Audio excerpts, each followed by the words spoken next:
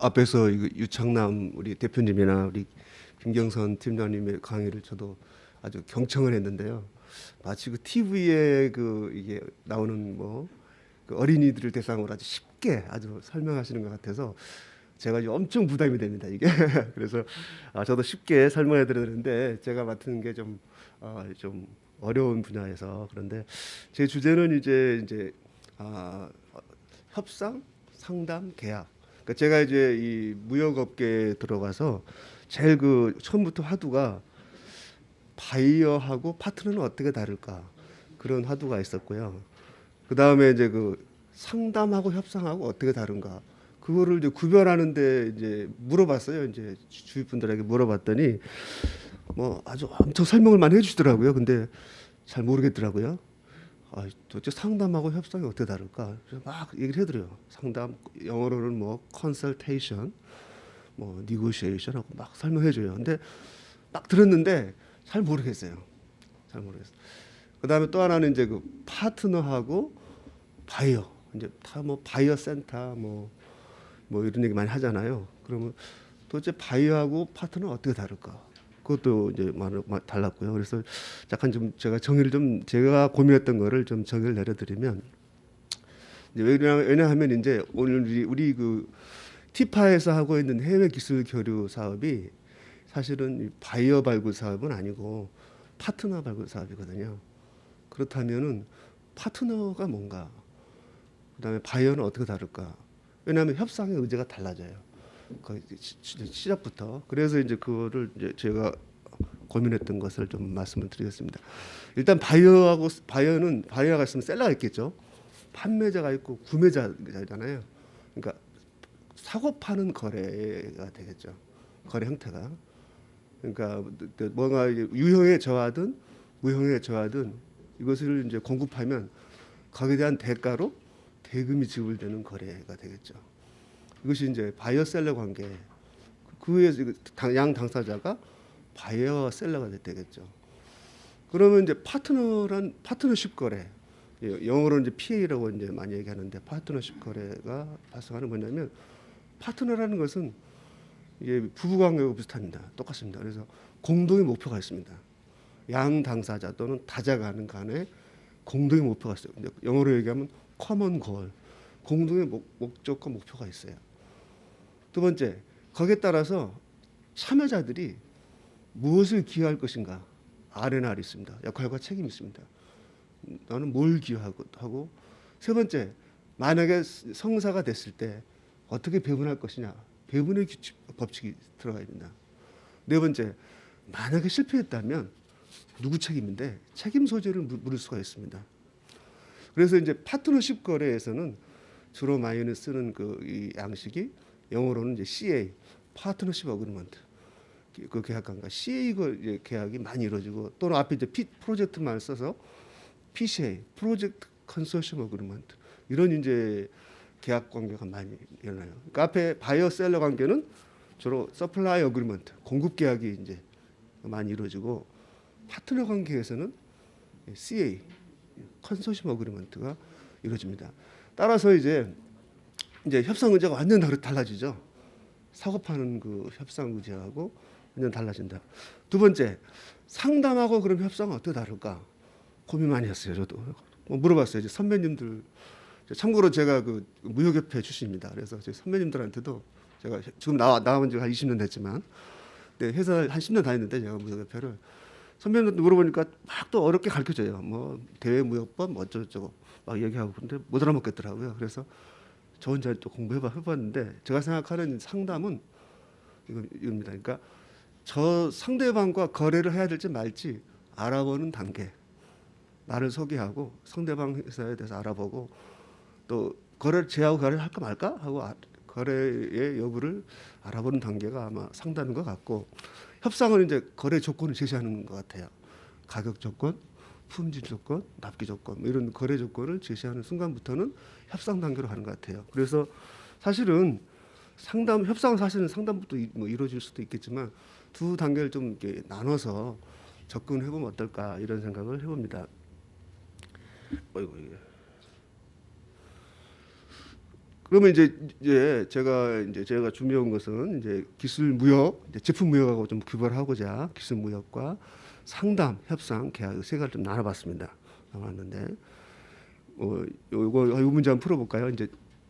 이제 제가 왜 상담, 바이어, 파트너, 협상, 계약 이런 용어를 이렇게 자꾸 강조했냐면 이 용어가 되게 중요하더라고요. 그 용어를 중요한데 용어를 해석하는 게 이 파트너 A, 파트너 B 또는 바이어 앤 셀러 그 이 계약의 주체자들이 그 해석을 동일하게 하느냐? 사실은 단어는 똑같은데 해석을 다르게 하는 경우가 너무 많아요. 한번 이제 여러분 많이들 듣고 있는 이 문제를 한번 풀어보겠습니다. 이 바이오 마커를 생산하는 기술 자료와 함께 특허 사용권을 R사에 이전하였다. 이 K사는 수출 기업인가 내수 기업인가? 우리 내수 기업, 수출 기업, 글로벌 기업 이거 용어가 다르거든요. 특히 수출 기업하고 글로벌 기업을 이렇게 분리 해석을 제대로 하시는 분이 많지 않아요. 내수 기업은 말 그대로 이제 시장이 한국에만 있고요. 한국에서 생산 판매하는 기업은 내수 기업입니다. 수출 기업은 생산을 한국에 하고 시장이 해외에 있는 경우예요. 글로벌 기업은 해외 생산, 해외 판매입니다. 해외 특정 국에서 생산해서 해서 판매할 때는 그래서 훨씬 수출 기업보다 이 경영 규모도 커지고 이 경영 능력이 엄청 높아야 되죠. 왜냐하면 해외 직원들을 직접 고용해야 되고 그러니까. 그래서 글로벌 기업을 수출 기업인데도 글로벌 기업이라고 막 쓰고 그러시죠. 또 이런 말을 많이 하죠. 이제 에이전트하고 판매점, 그러니까 대리점하고 판매점 구별하는 법. 거기에 따라서 법적 그 권리 의무가 완전 다른데 그거에 대한 기본적인 지식이 반드시 있으셔야 됩니다. 없으면 그런 직원을 채용하시면 되고요. 그래서 이제 그런 용어 하나하나가 나중에 이제 뭐 서로 우리나라가 이게 이제 이 분쟁 공화국이잖아요. 갈등 공화국이라 합니다. 그래서 매년 1년에 300조 원 정도의 그 갈등 코스트가 나간다 합니다. 굉장히 많은 그 용어도 그러고 실제적으로 이 보면은 제가 제일 거래하기 싫어하는 상대방이 누구냐면 말을 명확하게 하지 않는 상대방 이런 분들이 사기꾼일 가능성이 되게 높아요. 현실적으로 언제든지 도망가려고 하고 그러는데 그런 분들을 위해서라면 우리가 용어를 명확하게 쓰고 또 내가 알고 있는 용어와 상대방이 쓰는 용어가 똑같긴 그러니까 용어는 똑같이 쓰는데 해석이 서로 안 될 때 그때는 반드시 물어봐야 돼요. 어떤 의미로 그 용어를 썼는지. 대리점입니다. 대리점은 어떤 용어를 썼는지. 특히 해외지사라는 용어 보면 실제로는 대리점인데 이제 해외지사라는 용어를 많이 쓰는 경우가 많아요. 그런 경우도 조심하셔야 되고. 그래서 이제 그런데 여기서는 이제 생각하는 것은 이제 제가 생각하는 이제 기술 무역은 이 앞에 제품 무역은 이제 빼겠습니다. 빼고 이제 라이센싱, OEM, ODM. OEM과 ODM 완전 다르죠. 이제 그것도 명확히 아셔야 되고 공동 R&D, 기술 자문. 요즘에 프랜차이징이 서서히 늘어나고 있던데 프랜차이징 계약, 판매 수합 그 다음에 이제 경영관리 계약인데 판매 수합은 조금 중요해서 말씀 설명드리면. 한국 K사하고 뭐 R사, 해외 R사가 있으면 R사가 K사의 제품을 팔아주고 판매 대응을 해주고 거꾸로 K사가 R사, 한국 시장에서 R사의 판매를 대응해주는 맞바꿔서 팔아주는 것을 판매 사업을 합니다. 이런 식으로 이제 그 계약이 하는 방법들이 계속 고도화되고 새로운 창의적으로 나오고 있어요. 실제로 제가 이렇게 해보니까 한 17가지 이상 이렇게 막 계약 유형이 막 나오더라고요. 해보니까 아마 더 많을 거예요. 현실적으로는. 예. 그래서 이제 우리가 이 제품 우리 본 적에서는 이제 아마 우리 티파에서는 이제 기술 무역과 해외 생산 이 단독 투자, 협탁 투자까지 합치는 개념이 해외 기술 기업으로 사업이 아닐까라고 저는 이제 생각합니다. 이제 그럼 기술 무역 절차는 어떻게 되느냐? 여기서 이제 저희는 이렇게 하고 있는데.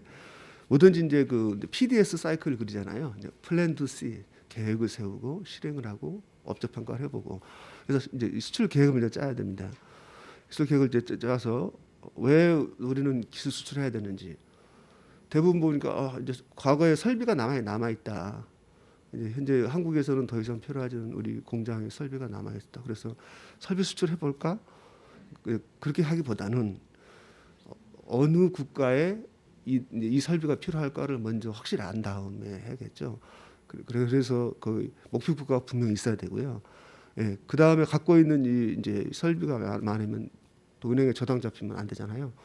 그런 거 이제 그런 권리 관계도 봐야 되고 그다음에 기술 분석을 해봐야 되는데 뭐 눈에 보이는 이제 유형의 설비와 플러스 이제 운전할 수 있는 운영 그 기술 같은 거 있다면 뭐 그런 그 설비 분석을 이제 아니 기술 분석을 해가지고 또 어떤 탁월성이 있는지 반드시 탁월성이 있어야 됩니다.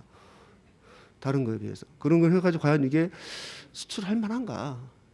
다시 말해서 상품성이 있는지를 분명히 좀 봐야 되고 제가 좀 이렇게 자꾸 분홍소로 하는 게 중요한데 문서화해야 됩니다. 또 영문으로 하거나 목표 국가의 언어로 하든가 이런 문서화 자료화를 해야 되는데 이제 특허가 아까 우리 김경선 팀장께서 아주 절 설명해 주셨는데 특허를 낼 수 있으면 더 좋고요. 근데 없으면 영업 비밀로라도 해놔야 되는데 이제 그러면 영업 비밀로 될 게 뭐냐 이제 뭐 설계도 또는 뭐 비ll 오브 머티리얼 그 재료 명세서 그다음에 그 공장 배치도 그다음에 사용자 매뉴얼 이런 것들이 다 사실 영업 비밀이 될 수 있습니다. 그런 것들을 잘 관리해서 문서화 시키면 그 기술 가격을 높이 협상에 가격을 높이 받을 수가 있죠. 그런 다음에 이제 잠재 수요자 발굴을 이제 우리 티파의 기술 교류의 뭐 상담회 이런 걸 통해서 이제 발굴하고 B2B 상담에 이제 들어가는데 상담을 좀 이따 또 말씀드리고 협상 이렇게 쭉 하고 마지막에 이제 기술 전수 계약 이행을 하게 되겠죠. 이 업무의 특징은 그렇다면 왜 이런 그 기술 교류, 기술 제휴 업무를 하느냐?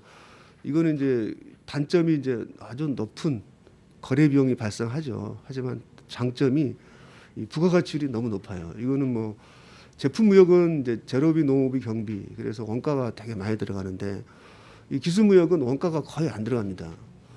그러니까 부가가치율이 2%, 95% 될 거예요. 그러니까 굉장히 성공만 한다면 되게 높죠. 이게 그래서 선진국일수록 이 기술 무역 형태의 그 거래가 많고요. 이제 개도국일수록 이제 제품 무역 그 거래가 많습니다. 그래서 굳이 어렵게 우리가 이제 스마일 커브 많이 생각하잖아요. 선진국일수록 이제 R&D 부분과 이제 마케팅 부분에 집중하고 생산은 아웃소싱 많이 하잖아요. 그처럼 이제 이 기술 관리를 통해서 또는 기술 무역을 통해서 많은 부가가치를 부가가치를 높인다 이런 말씀을 드리고 싶고, 다만 이제 그 시간 관리의 중요성, 그다음에 이 거래 리스크에 이제 부담감이 있다. 그러니까 얻는 게 있으면 잃는 것도 있는 건데 있는데 이런 전문성이 필요합니다. 상담 얘기를 조금 해드리면 이제 기술 교류에 뭐 기술 상담에 뭐 시장 개척단 가면 이제 파트너를 잠재 파트너를 만나겠죠.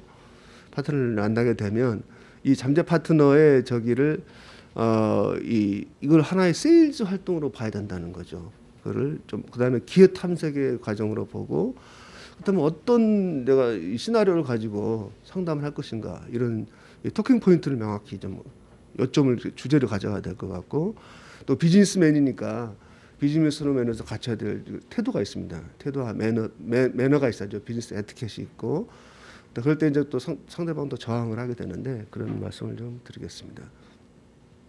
이걸 사진은 이제 보통 이제 이 사진 밑에 보시면은 이제 이렇게 저 유럽에서 이제 있던 실제 사례인데 보통 이렇게 저 상담 테이블이 있고 이제 1대1 뭐 1대2 뭐 이렇게 상담하죠. 근데 보통 상담 시간이 1시간 2시간 주는 게 아니라 뭐 25분 정도 평균 주죠.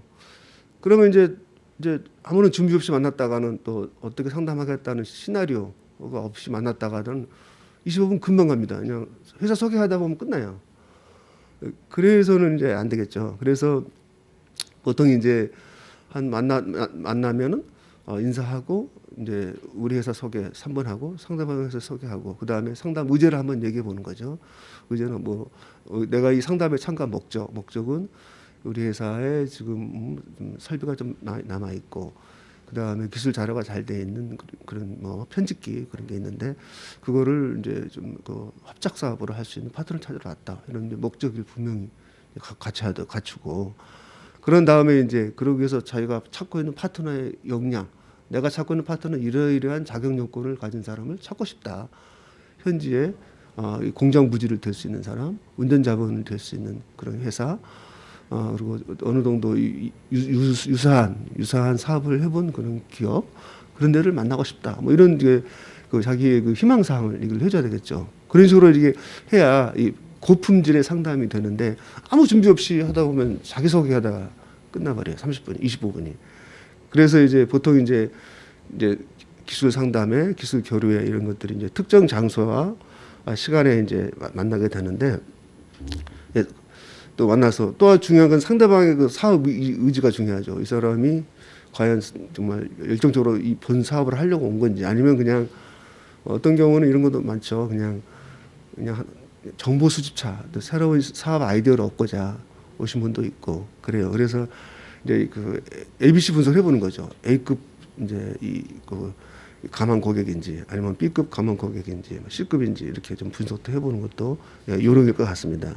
그래서 이제 회사 소개해주고 기술 또는 기술 제품을 소개해주고 그다음 협력 사업의 목적에 대해 설명하고 자료 교환하고 뭐 자료도 이제 뭐 그러니까 공개가 가능한 게가 있고 비공개할 게 있겠죠.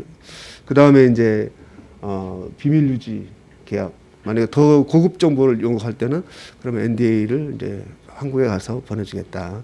그 사인해주면 고급 정보를 보내주겠다. 뭐 이런 식으로 이제 서서히 이제 낚시꾼이 이렇게 낚시하듯이 서서히 이제 그 협상으로 가기 위해서 이제 상담을 진행하게 되겠죠. 보통 제 경험으로는 상담 한 번에 되지는 않고 한 3차 상담에서 한 5차 상담까지 한 다음에 협상으로 넘어갑니다. 현실적으로는. 이건 제가 했던 상담 일지가 반드시 일지를 써서 사람 이제 그 미팅 미닛 영어로는 그 일지를 써서 막교환하고 그리고 혹시 빠진 거 있으면 서로 더 채워 넣자. 그러면서 항상 문서화하고 해놔야 나중에 근거도 되지만 상대방의 어떤 그 몰입도 본 사업에 대한 관여도를 확인해 볼 수 있는 그런 계기가 되죠. 기회 탐색이 중요합니다. 이제 우리가 이제 제가 말 상담 하나에 제가 세일즈 기회라고 말씀드렸는데, 그럼 어떻게 상담할 것이냐? 그냥 무조건 내 기술이 좋아, 내 기술 제품 좋아 이렇게 하기보다는 세련되게 이제 세일즈를 할 필요가 있습니다. 제가 하는 방식은 이 1, 2, 3번 방식을 많이 쓰는데 처음에는 이제 업종의 이슈를 먼저 얘기를 합니다. 우리 업종에는 이제 이러이러한 이슈가 있어. 그래서 이러이러한 기술적으로 해결해야 될 기술적 과제가 있다, 문제가 있다. 그런데 혹시 기사는 어떻게 해결하고 계십니까? 이렇게 물어보는 거죠. 그러면 이제 우리 못하고 있다. 그렇게 하거나 지금 어떻게 하고 있는데 지금 뭐 만족스럽지 못하다. 그러세요? 사실은 저희 회사에서 지금 혁신적으로 나온 새로운 솔루션, 해법이 나왔습니다. 한번 들어보지 않으실래요? 이렇게 조금 세련되게 저는 하려고 합니다. 저는 쉽진 않지만. 그래서 이것도 이제 시나리오로 이렇게 만들어요. 이렇게 글로 써가지고 달달 외우는 거죠. 엘리베이터 피치 하듯이 달달 외우는데 한번 이제 예를 한번 들어보면 이게 이제 베트남에 있는 사례인데 이게 뭐냐면 이제 그 국수를 만들기 위한 그 보일러예요. 보일러. 석탄 보일러입니다. 석탄 보일러 하는데 이제 석탄값 올라가죠. 석탄값 올라가죠. 그 다음에 또 이제 각종 아황산 가스부터 해가지고 각종 오염물질 엄청 나오죠. 그래서 그런 문제가 있어. 그러면 이제 요즘 석탄값도 오르고 아황산 가스도 많이 나오고 이런 우리 업계에 문제가 있는데 귀사는 어떻게 해결하세요? 그러니까 걱정입니다. 그래요? 사실은 이제 우리나라에서 한국에서 이런 바이오매스 방식으로 이런 보일러가 나왔습니다. 바이오매스 방식으로 나왔는데 이거를 이제 이걸 한번 대체해 보시면 어떻겠습니까? 이런 식으로 이제 권유를 하는 거죠. 그래요? 그 베트남은 이제 쌀겨도 많이 나오고 그 쌀겨를 가지고 만듭니다. 그러니까 그래요? 이렇게 관심이 있다고 오게 하잖아요. 이런 식으로 영업을 하는 거죠. 그러니까 솔루션 지향의 영업을 해야지 무조건 밀어내기 식으로 이렇게 살아 그렇게 하기보다는 그런 게 필요해 보입니다. 그다음에 그 질문이 되게 중요하거든요. 어떤 식으로 질문할 것인가. 그러니까 그 상대방의 질문 수준을 들으면 그 사람의 수준을 파악할 수가 있어요. 이건 제가 이제 몇 가지 쓰는 질문들을 좀 적어왔는데, 이제 오늘날 그 시장에서 어떤 특성과 성공 기업과 실패 기업을 판가름하는가, 그러니까 성공 기업과 실패 기업의 판단 기준은 무엇인가, 게임의 규칙을 변화시키고 시장에서 승리하는 새로운 기법을 필요로 하는 거시적인 변화가 있는가, 시장 동향이나 기술 동향 측면에서 이 기술이 기업에 얼마나 적합한가, 어느 부분에 어떤 제품에 이거 적용할 것인가, 뭐 이런 거. 이런 식으로 이제 그 상대방한테 자꾸 좋은 질문을 해야 됩니다. 상대방한테 정보를 얻기 위해서. 여기서 이제 또 이제 정보하고 첩보는 다른데, 첩보를 얻는 거죠. 이제 첩보는 미공개 정보를 이제 첩보라고 부르는데, 미공개 정보를 얻기 위해서 이렇게 좋은 질문을 해야 됩니다. 좋은 질문. 창의적으로. 이 소비자에 대한 최대 경쟁사는 누구인가? 뭐 그리고 또 이제 제가 이렇게 그 해외 상담에 이렇게 기술 상담에 결에 가 보면 뭐 이게 대부분 이제 그 업종에 대해서 우리가 스터디가 안 돼 있는 분들은 한 15분 지나면 별로 할 말이 없어요. 상당히 이제 그 업종에 대해서 정말 깊이 있는 그 이 지식이 필요합니다. 시장 동향과 기술 동향, 사람들의 전시회, 메이저 플레이어, 뭐 특허 동향, 뭐 쟁점, 이슈 이런 거에 대해서 충분하게 이 사전에 이 마케팅 플랜을 짜서 그런 스타디가 돼 있어야 되는데 그거까지 안 하시고 나가시는 분들이 되게 많아요. 그러니까 저도 그래서 제가 무조건 상담장에 안 들어가고 제가 제일 부담스러운 게 그 제가 공부가 안 돼 있을 때 상담장 들어갔는데 최근에 사례가 이제 제가 하고 있는 프로젝트 중에 그 이제 풍력발전소 보면 이제 그 OMM, Operation and Management, 그러니까 운영 관리, 유지 관리하는 그 상황실 있잖아요. 그 상황실의 소프트 프로그램 가지고 그 상황실 운영하는 소프트 프로그램인데 그런데 그냥 아무 준비 없이 들어갔다가 아우 그냥 등에서 식은땀이 났어요. 그런 상담에 들어가 자꾸 물어보는데 제가 지식이 별로 없으니까 그래서 반드시 상담하려면 이 사전에 많은 그 이 업계 동향에 대한 지식이 충분해야 된다. 그리고 그걸 잘 대답을 못하는 사람이라면 역으로 그는 나의 거래선이 될 나의 파트너가 될 자격이 안 되는 겁니다. 부족한 겁니다. 그럴 때는 그 정도는 아직은 전문가가 아니에요. 요즘은 전부 기술 제품이고 기술 기반 비즈니스인데 그 정도로 낮은 수준이라면 같이 파트너십을 이루어 가지고 사업할 수가 없죠. 결국 사업적 결혼을 하는 건데. 그래서 제가 이제 몇 가지 이렇게 그 기회 탐색할 수 있는 이런 좀 질문을 갖고 왔는데 읽어보시고요. 이 중에서 좀 또 본인만의 또 이런 좋은 질문 리스트를 좀 만들어 보시면 좋을 것 같습니다. 네, 토킹 포인트인데 이제 전달 요점이 뭐냐. 그러니까 만나기 전에 내가 어떤 토킹 포인트와 전달 요점을 갖고 할 것인가 이제 해야 되는데 첫 번째 이제 제가 이제 25분 동안에 얘기를 해야 되는데 처음에는 이제 본인 소개 또 상대방 소개 이걸 5분 만에 하자. 그다음에 나는 이러이러한 협력 사업 아이디어, 비즈니스 아이디어를 갖고 있다. 그 추진 배경과 아이디어 제목을 얘기하고 우리 그 아이디어에 해당되는 이제 기술이나 기술 제품을 이제 소개하고 근데 이 기술이나 기술 제품의 핵심 편익 이거다. 그러니까 이 코어 베네핏 이제 프로포지션 이제 CBP 뭐 또는 뭐 셀링 포인트 뭐 이런 용어를 쓰는데 이 핵심 편익에 대해서 확실하게 얘기를 해줘야 되겠죠. 혁신성 측면에서. 그다음에 경쟁 기술과의 차별성. 종래에 나와 있는 경쟁 기술과 이런 차별성이 있다. 그리고 이제 그런데 너네 만약에 대기업이라면 너네가 임원들을 모아놓으면 내가 가서 임원 비트를 하겠다.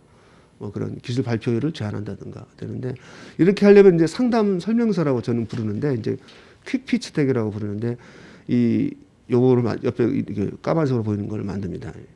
퀵 피치 덱은 이제 이렇게 10가지 딱 슬라이드 10장으로 만듭니다. 하나. 미션 앤 비전하고 마지막 매니지먼트 팀 이렇게 만듭니다. 두 번째 이제 시장 동향인데 이런 시장에 이런 문제가 있고 세 번째는 이제 그에 대한 솔루션 이런 제품이 이런 거다. 네 번째가 중요한데 기반 기술은 이런 거다. 기반 기술은 아까 말씀드렸잖아요. 특허나 영업 비밀로 반드시 보호를 해놔야 되겠죠. 이랬을 때 가치 제한은 이런 거다. 현재까지의 그 사업화 전략은 이거다. 그 다음에 이제 그 레비뉴 모델, 수익 모델은 이거다. 그 다음에 이제 그 현재까지의 그 이 사업화 그 개발 상태는 여기까지다. 그다음에 경쟁 관계 이렇게 해서 딱 10장으로 만듭니다. 제가 잘 쓰는 방법인데 이렇게 10장 왜 10장이냐? 30분, 20분밖에 안 되기 때문에 그래요. 그리고 불필요한 말은 쓰지 말라는 거죠. 여기에 해당되는 것만 딱 써서 이거 10장 만드는데 이틀, 3일 걸립니다, 사실은. less is more. 그러니까 조금 보여주는 게 더 많이 보여주는 거고요. 이제 simple is best. 간단한 게 최소상이거든요. 나머지는 이제 다 머릿속에 있는 거예요. 부연 설명할 수 있어야 돼요. 상담자는. 그가 진정한 이제 프로의 이 마케터가 된다고 생각합니다. 또 이제 그 상담 태도에서는 이제 복장이나 인사나 목소리, 제가 아까 목소리 작다고 지금 메시지가 왔는데, 또 목소리도 좀 이렇게 강약 조절을 하셔가지고 상대방에게 이렇게 이게 좀 어필할 수 있게끔 하고, 자세나 본인만의 매력이 있어야 되겠죠. 고객, 감한 고객, 그러니까 미래의 파트너는 저항을 합니다. 회의감이 들기도 하고, 또 자기가 잘 몰라서 이해가 부족하고, 또 망설이, 예산 같은 게 없어서 망설일 때도 있고, 그렇게 있습니다. 그럴 때는 빨리 눈치를 쳐야 돼요. 저 친구가 왜 이렇게 적극적으로 이렇게 몰입하지 않지? 적극적인 반응을 안 보이지? 하면 이 세 가지 중에 하나예요. 회의감이 들거나, 이해 부족이거나, 망설이거나. 그걸 눈치껏 찾아내야 됩니다. 상담하면서. 예, 그래서 그런 이제 프로 세일즈맨이 되려면 그게 필요하고요.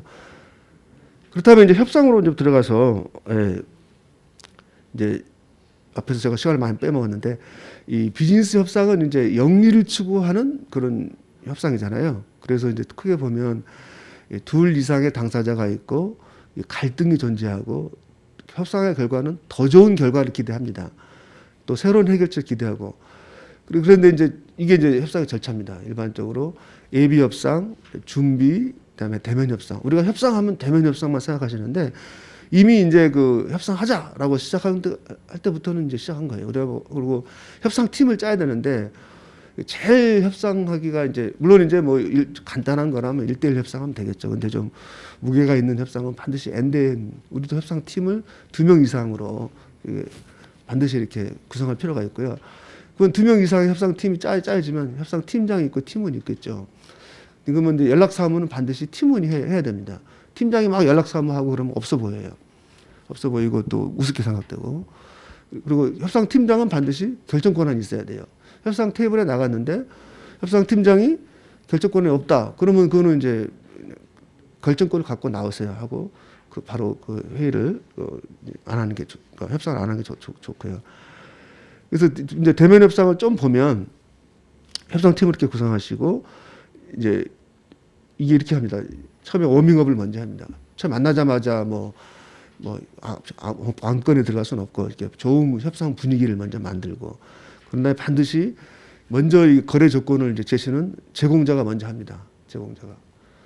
제공자가 먼저 하고, 그 다음에 이제 거기에 대해서 이제 도입자가 이제 그 공방을 하고 질문을 하고, 그 다음에 상호 이제 그 공방하고, 그 다음에 이제 나중에는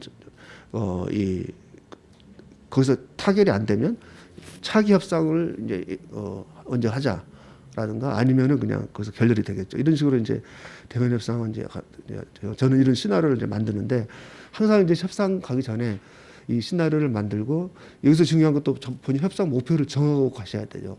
협상 목표는 반드시 상한선과 하한선이 있어야 됩니다.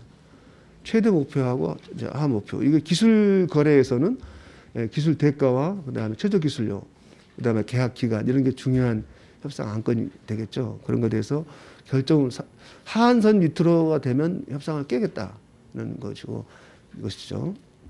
그러니 이제 대면 협상을 하시면 훨씬 성공 확률을 높일 수가 있고, 또 상대방이 봐도 프로페셔널하게 보일 겁니다. 그래서 협상의 방법은 차이보다는 공통점, 그 다음에 양측의 강점과 약점이 아닌 서로 상호 보완 관계, 필요와 관심에 대해서 논의하고, 그 다음에 이 참여자들의 필요를 충족시키려고 노력하고, 정보와 생각을 교환하고, 데이터를 전혀 안 주고 제시하지 않고 말로만 하잖아요. 그러면 신뢰하기가 힘들죠. 그런 분들은 이제 본 거래에 들어가서도 똑같은 행동을 하실 거예요. 그래서 그런 거 조심하셔야 될 것 같습니다. 그 계약이 이제 중요한데, 계약은 이제 협상의 그 결과를 문서화한 거죠. 문서화하는데, 이 양 당사자가 합치한 의사 표시를 문서화하고, 만약에 이제 분쟁이 발생하면 이제 판사님 앞에 가게 되겠죠. 어느 일방이 소송을 걸면, 그럴 때 이제는 이제 그 판사님 앞에서 해석은 이제 판사님이 하는 거니까 용어 정의가 되게 중요하고, 계약서의 구성 요소도 중요하고, 의사 합치 내용도 중요하다. 근데 여기서 중요한 게, 우리나라는 이제 아무래도 계약서를 영어로 써야 되니까 계약서를 이제 NDA부터는 계약서입니다.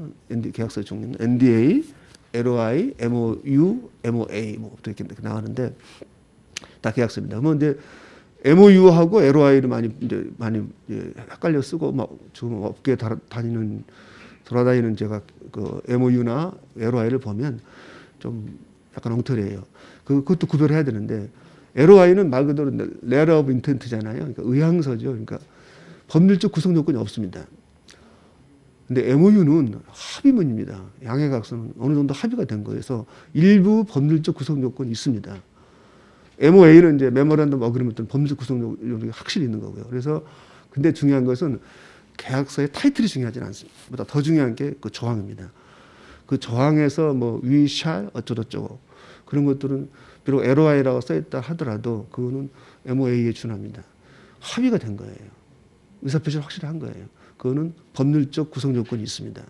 그래서 그런 계약서들은 반드시 초안을 쓰시면 그 좀 전문가한테 좀 검토를 마치는 게 좋고 계약서 전문에는 이제 계약의 합의 정신을 쓰는 게 좋아요. 왜냐하면 판사님이 이 해석을 할 때 이 계약서가 어떤 배경으로 체결됐는지 그 합의 정신을 파악하게 됩니다. 그러니까 가능한 한 그 계약서는 우리 쪽에서 쓰는 게 좋고 왜 그러냐면 이 계약에 보면 뒤에 이 계약서 표시를 했을 때 해석을 할 때 우리가 먼저 표시하는 기관 있잖아요. 그 기관 위주로 해석한다 합니다. 국제법상. 그렇기 때문에 계약서는 가능한 한 우리 회사 뭐 일을 먼저 쓰는 게 좋고 우리가 먼저 계약서 초안을 작성하는 게 훨씬 유리하다. 뉘앙스 측면에서 그렇고. 근데 우리는 이제 어렵고 귀찮으니까 상대방 좀 써줘. 막 그렇게 하죠. 근데 또 사실 저도 얼마 전에 한 장짜리 제가 MOU를 하나 썼는데 4시간 걸렸거든요. 왜냐하면 정신 쓰고 하다 보니까 그러니까 귀찮아요 사실은. 그래서 또 영어로 쓰고 또 틀릴 수도 있고 막 그래서 이건 좀 넘어가겠고요. 계약서는 이제 해석이 명확해야 되고 이해 가능해야 되고 분쟁에 대응하도록 잘 쓰는 게 좋고 계약서 구성은 이렇습니다. 전문부터 정의 조항, 정의를 반드시 써야 돼요. 왜냐하면 용어 해석에서 또 분쟁이 발생하기 때문에 계약 내용, 대금 결제 이런 거 조심하시면 되겠다. 라이센싱 계약에서는 보통 이제 라이센스의 의무와 라이센스의 의무가 이렇게 있습니다. 거기 보면은 이거 있는 거 되게 중요합니다. 부쟁 의무라든가, 그 다음에 뭐 실시 의무 이런 게 되게 중요합니다. 이런 것들이 빠지지 않도록 한번 체크를 해보는 게 좋고요. 좋습니다. 요거는 이제 제가 옛날에 이제 협상에도 한번 책을 써봤는데 지금은 뭐 파는 건 아니고요. 그냥 앞으로 한번 더 연구를 해가지고 우리나라에서도 이제 비즈니스 협상 전문가가 많이 나오면 좋은데 제가 이쪽에 관심을 갖게 된 배경은 미국에 이제 브렛 개수라는 분이 계신데 펜실버니아 주립대에 계신 분이 쓴 논문을 읽어보니까 우리 한국인들의 그 CEO들의 협상 점수가 55점이라고 합니다. 55점. 그리고 뭐 이 선진국 중에서 거의 꼴등이라는 수준이라 하더라고요. 우리나라가 이제 갑을 문화가 많으니까 사실상 진정한 협상을 거의 안 하고 그냥 갑이 시키는 대로 따르던 문화다 보니까 이렇게 된 것 같은데 이제 글로벌 시장에서는 이제 뭐 갑을이 따로 있지 않지 않습니까? 서로 이제 파트너가 되는 관계니까 당당하게 협상할 수 있는 그런 책을 한번 이제 2.0 버전 제가 한번 쓰도록 하겠습니다. 경청해 주셔서 감사드리고요. 혹시 질문 있으시면 저 밑에 이메일로 저한테 문의해 주시면 제가 답변해 드리겠습니다. 네, 감사합니다. 네, 대표님 발표 감사합니다.